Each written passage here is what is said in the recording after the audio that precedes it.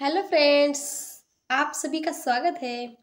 तो आज हम देखने वाले हैं बाइनरी टू बाइनरी सब्सट्रैक्शन कैसे करते हैं या बाइनरी टू बाइनरी सब्सट्रैक्शन करने के लिए रूल्स क्या क्या है।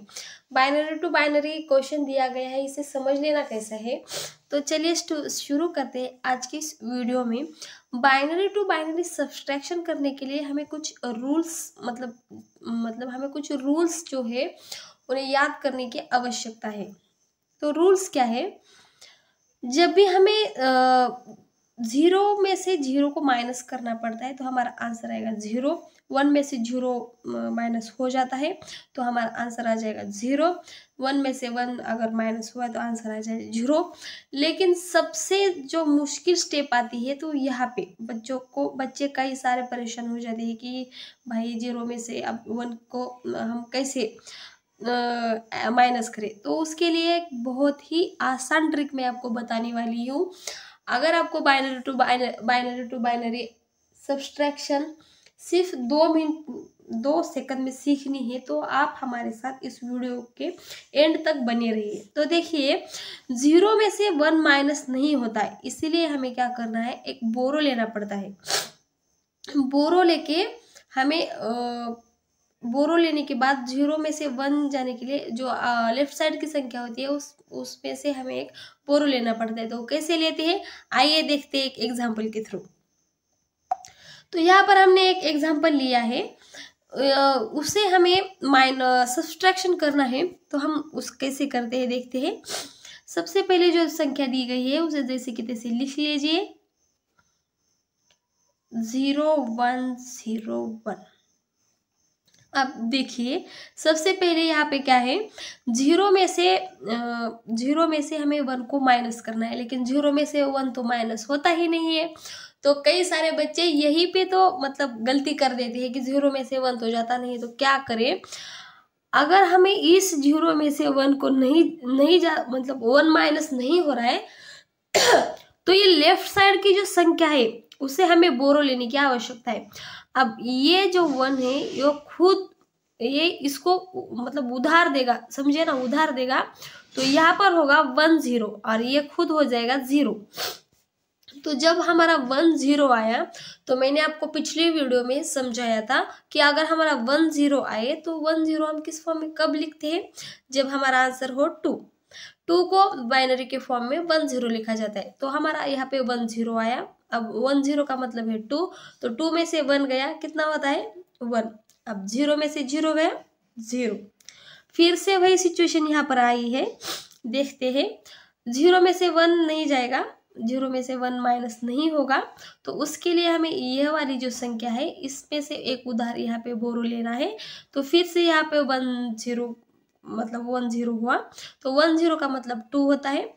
2 में से 1 गया 1 रहा, लेकिन ये इसने जब इसको एक बोरो दिया है तो ये खुद बन जाएगा 0। तो 0 में से 0 गया 0। तो हमारा आंसर जो आएगा बाइनरी टू बाइनरी सब्सट्रैक्शन में जो क्वेश्चन दिया गया है उसका हमारा आंसर है 0101। बाइनरी बेस लिखना बहुत ही ज़रूरी है बाइनरी की। तो मैं आपको एक अगर आपके समझ में नहीं आया हो तो एक और एग्जांपल करके दिखा देती हूँ।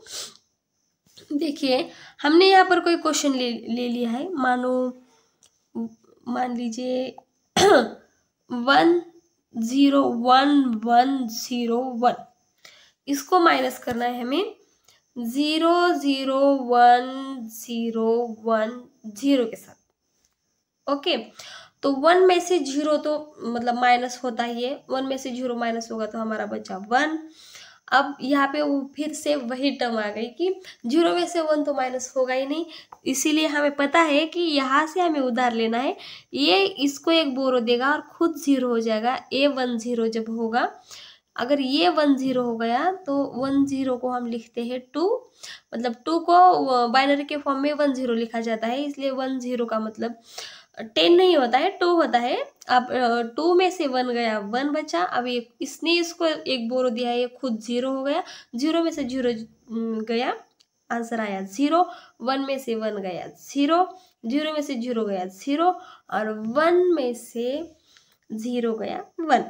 तो जो हमारा आंसर होगा 10001 नीचे बेस लिखना बहुत ही आवश्यक है। कई सारे बच्चे एक्साइटमेंट में बेस लिखना भूल जाते हैं। बेस अगर हम नहीं लिखेंगे तो हमें समझ ही नहीं आएगा कि नंबर सिस्टम में से मतलब किस टाइप के नंबर सिस्टम है। जैसे कि हमारे 8 टाइप के नंबर सिस्टम है, ऑक्टल है, डेसिमल है, बाइनरी है और हेक्साडेसिमल है।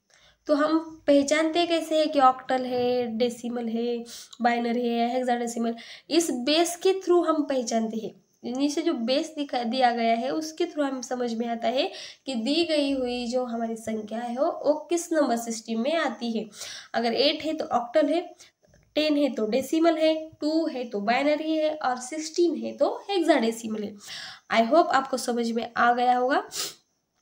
आप मतलब आपके लिए आपको और अच्छे से समझ में आए आप करके देख सकते हैं। उसके लिए मैं आपको एक एग्जांपल दूंगी। 101,101 माइनस 0,1,0,0,1,0। आप इसका आंसर कमेंट करके अवश्य बताइए। जो भी बच्चा इसका आंसर बताएगा हम नेक्स्ट वीडियो में उसका नाम बताएंगे। Okay, thank you.